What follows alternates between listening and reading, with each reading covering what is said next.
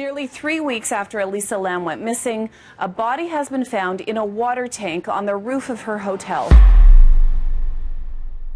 You're listening to Dead Ends and Red Herrings, where every mystery has a story, and not every story has an answer. Let's begin. The unsettling mystery of Elisa Lam. It begins like any other solo trip. Freedom, exploration, and the quiet thrill of being alone in a new city. In early 2013, that sense of adventure turned into one of the internet's most chilling mysteries. This is the story of Elisa Lam. Elisa Lam was a 21-year-old student from Canada, traveling alone across the United States. She documented her journey online, sharing her thoughts and experiences. She was introspective, intelligent, and open about her struggles with bipolar disorder.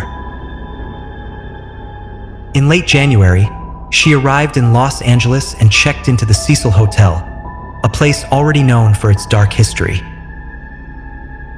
At first, everything seemed normal. Elisa explored the city, visited bookstores, and stayed in contact with her family. Then, on January 31st, she disappeared. There were no calls, no messages, and no clear signs of where she had gone. As the search intensified, the police released surveillance footage from inside the hotel. The elevator video.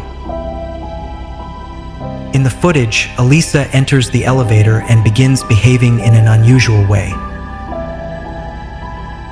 She presses multiple buttons, steps in and out, and hides in the corner. She appears to be reacting to something or someone outside the elevator. At one point, she leans into the hallway, looking cautious, before stepping back inside. Then she vanishes.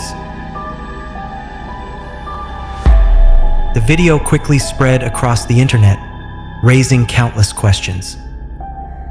Was she being followed? Was someone outside the elevator? Or was this the result of a mental health episode?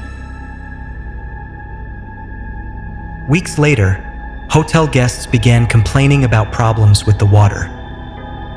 Low pressure, strange taste, discoloration. Maintenance staff were sent to investigate. On the rooftop, inside one of the hotel's water tanks, they found Elisa Lam's body. The discovery raised even more questions.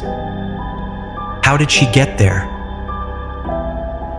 The roof was locked and access was restricted.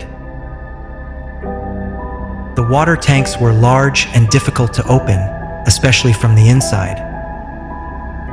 There was no clear evidence of another person being involved.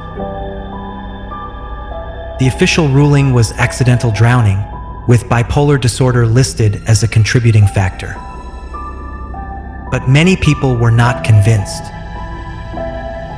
Some believed there were inconsistencies in the timeline and the evidence. Others focused on the elevator footage, trying to interpret her behavior. There were also theories influenced by the hotel's history. And then there is another possibility: that Elisa Lam was experiencing a severe mental health episode. That her actions, while unusual, were the result of distress and confusion.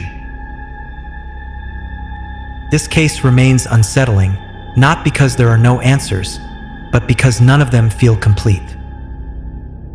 What really happened in those final moments? Was she alone? Or is there something that has yet to be understood? In the end, this is not just a mystery. It is the story of a young woman, far from home, facing struggles that may not have been fully visible to those around her. And that is what makes it truly haunting. Because sometimes the most disturbing mysteries are not about the unknown. They are about the things we fail to understand. You've been listening to Dead Ends and Red Herrings, where some questions remain unanswered forever. Follow for more, and I'll see you in the next mystery.